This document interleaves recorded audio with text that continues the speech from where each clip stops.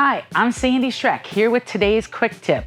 I want to show you the mechanics that we use to create this floral chandelier.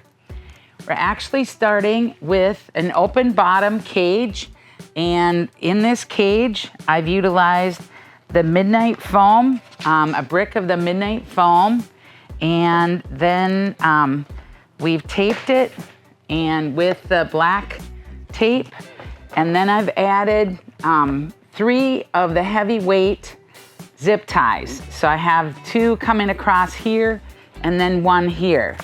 And so then we soak this, and this is what I utilized to create this composition in. And you can see floral chandeliers are something that's really popular right now, and this is a combination where we've used the Bohemian Bright color palette, and you can see how the flowers all cascade down in that beautiful pattern. So I hope you'll take this mechanic idea and be able to create some fabulous florals.